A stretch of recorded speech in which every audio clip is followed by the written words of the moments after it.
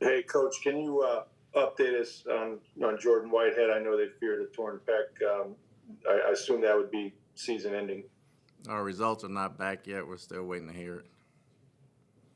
Okay. In the event that he can't go for a while, at minimum, what are your options there? I mean, obviously you signed Mike Edwards, but there's also, Christian Izien. I mean, you have different guys. Would you just make it situational type football for you? It'll definitely be situational, depending on how we're playing somebody and what we have to put in. And then on Izien, can you just talk about, what a sure tackler he's become, just how he gives you, a really decisive defensive player back there, and just how his game has progressed? He's probably the quickest one from A to B as far as getting when a quarterback's releasing the ball to when the receiver's catching it. He can take off right away, and he's a very short tackler that way. His vision has expanded and has been very good for us, and in the underneath coverage as well as some of the zone stuff back deep, he's excelled in coverage for us. Thanks, Coach. Jenna Lane. Coach, I know we saw Vita Vea lining up as a blocker on offense. I'm curious what, obviously with Vea being such a commodity, I'm curious what the negotiation was like with Liam. Is there kind of a set rule on how many plays you're allowed to use him? How much convincing did it take of you for him to be able to borrow Vea on offense? Didn't take much convincing. We're trying to score every way possible, so everybody's available. The more you can do. Thanks. Greg Allman. Hey, Todd, I missed the very beginning, but wanted to check on Joe Tryon-Shanka. He had left with an ankle injury. Is there a sense whether that's a multi-week situation or when he's got a sprained ankle right now. I'm not sure how long he'll be out. I know Marquise Watts is eligible to come off IR. Is he a guy that could start practicing this week? Could give another option there in the outside pass rush? It's possible. We'll wait for the results to come back, and then we'll go accordingly. Okay, thanks. Yeah. Scott Reynolds. Todd, congrats on the win. Can you speak to how well Vita Vea is playing? And, the Pro Bowl voting starts, I think, today. Is he having a Pro Bowl caliber season in your eyes?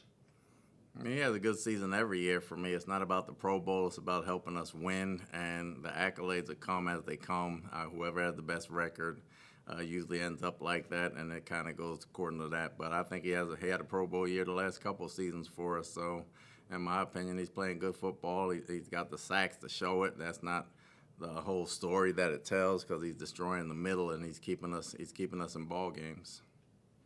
You've been around guys that have kind of been in a bit of a friendly sack competition on your own team. That makes each guy better, whether it was JPP and Shaq Barrett on the outside. Now you've got a couple guys on the inside that seem to be trying to one-up each other in a very friendly, competitive way that benefits your team with Kalijah and Vita. What's it like to have a 1-2 punch at certain positions, getting after the quarterback like those two are?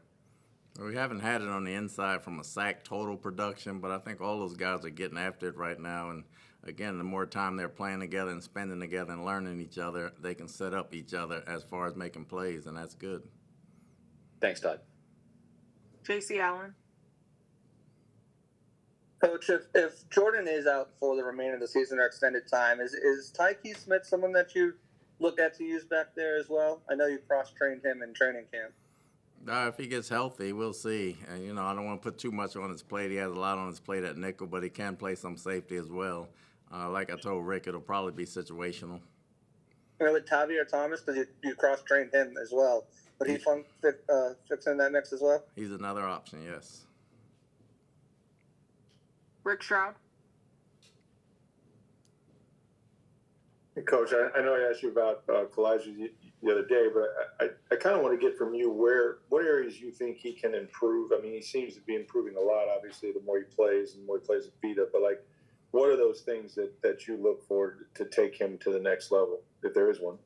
It's always fundamentals for me down there with his technique. We know he's fast. We know he's strong. But when he uses his hands, he's unstoppable. When he doesn't use his hands, he gets stuck a little bit. And he's using his hands quite a bit right now, getting in the backfield. And he's really just unlocking his potential. So we look for more things to happen from him every week. And then just going back to Whitehead, I know when you got him, you were excited because you felt the communication, was going to be taken care of on both sides there with him, obviously in Winfield. So is that a concern now, or are you far enough into the season where these guys should be able to talk to each other and communicate? Well, we're far enough where they can talk to each other right now. Everybody should know everything. Thanks. Greg Allman. Hey Todd, just wanted ask you about the end of the game. Obviously, you guys have had some injuries to key players at the very end of games.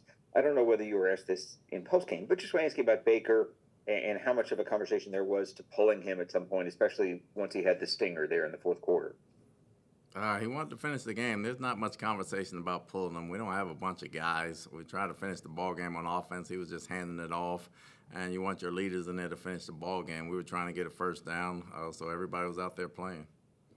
Todd, I know that's absolutely Baker's nature to want to go the whole way like that. Is there a point where you worry about having to protect him from himself just to preserve him for the rest of the season at all? I mean, he can start the game and get hurt, so there's no preservation in football. If we're up 50-0 by the end of the third quarter or something like that, yeah, you probably take guys out.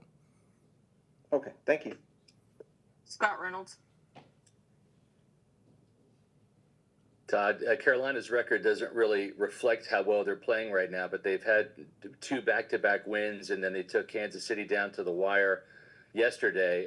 Can you just speak to the job that Dave Canales has done so far in Carolina and the challenge that this Panthers team presents to you this week? I mean, it's an NFC South battle, and, all of them are going to be hard. None of them are going to be easy. I think Dave has done an excellent job taking on that team, and it's taking over his personality right now. They're playing pretty good football. They missed some games here and there, but they're playing very good football right now. It's going to be a tough battle. I'm proud of them. Thanks, Todd. Time for a few more. We'll go to JC Allen. Coach, just want to ask you about the offensive line play, specifically the younger guys, Cody Moak and Graham Barton. I think Barton took Dexter Lawrence for a ride yesterday. That's not something you see very often. Just the play of them coming into second in their first year and how it's opened up things more for you guys in the run game. Really like their workmanlike attitude, the way they go about their business. You forget that they're first and second year players. They've helped us a great deal from a strength standpoint, from an intelligence standpoint, and from an effort standpoint. They always try to finish plays for us. Cody goes unnoticed because we talk about Tristan, we talk about Barton, Bredesen, and even Luke has come on. But Cody has done an excellent job this year. He put on some weight.